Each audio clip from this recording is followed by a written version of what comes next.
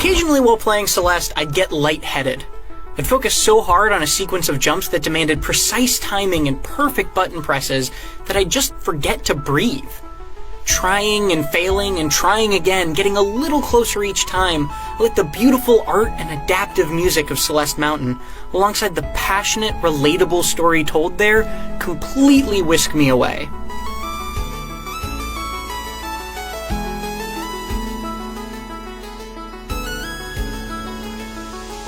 Celeste is surprising in so many different ways. From the moment I took my first jump, I fell in love with the satisfying way its protagonist Madeline feels to control. Soon after, I felt just as hard for the charming world she inhabits. But Celeste really caught me off guard by telling a relevant and emotional story about the pressures of modern life, which it blends seamlessly into a genre not known for such delicate messages. The controls are extremely simple. You can jump, dash once through the air, and climb walls for a limited time. But the nuance in how you use these moves is extremely deep. It can be as simple as holding jump to keep yourself in the air longer, or as complex as dashing next to a wall then quickly jumping to get more height. Critically, these subtleties felt firmly in my own control. That's good because failures come fast and frequently. Everything kills you instantly, but thankfully respawning is just as quick as dying. Similar to Super Mario Odyssey's focus on Cappy, every part of Celeste's design revolves around Madeline's dash, and each level plays with it in consistently exciting and surprising ways.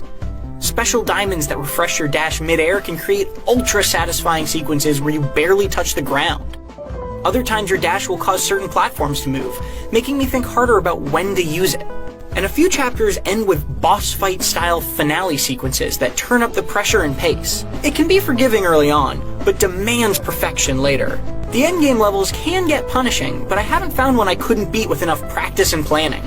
Celeste's platforming challenges are strung together in 8 linear chapters, each with its own style and unique mechanics, like fast-moving platforms that give you momentum or winds that push you around. Those keep the level design from ever feeling stale. Meanwhile, the music alone adds an amazing amount of life to each location. This is one of the best game soundtracks I've heard in years.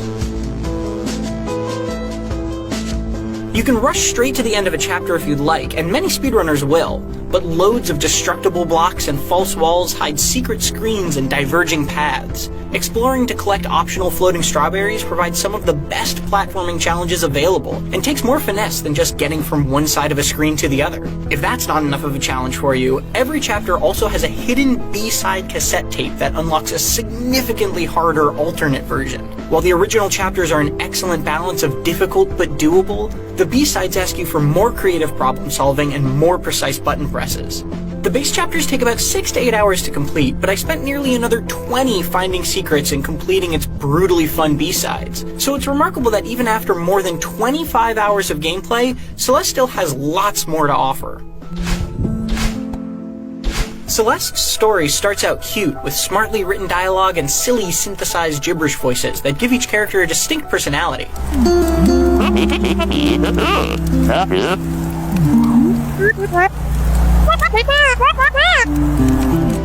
But while that sets Celeste up to be lighthearted, it actually tackles some very down-to-earth subjects. Hidden under this challenging platformer's adorable exterior is a game about depression and anxiety.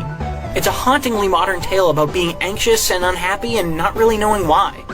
But Madeline's story is fundamentally a hopeful one. It's also about facing the parts of yourself that scare you and learning to understand them instead of running away. None of these messages felt heavy-handed, and Celeste blends its story beautifully into the arcadey game that houses it, making me feel for its characters without ever forcing me to. There aren't many games out there that feature candid discussions about what depression feels like, and I certainly wasn't expecting it from a pixelated platformer where you collect flying strawberries. Even though the story feels like a core part of Celeste, people who just want the white-knuckle platforming and none of the emotional baggage can easily skip every cutscene. Alternatively, an assist mode can be turned on for people who want to experience the story but can't make it up the mountain on their own. But the strength of Celeste's story and the honest, creative way it tells it by default transforms this game from simply being one of the best platformers I've played in years to one of the most important as well. Celeste is a surprise masterpiece. Its 2D platforming is some of the best and toughest since Super Meat Boy, with levels that are as challenging to figure out as they are satisfying to complete.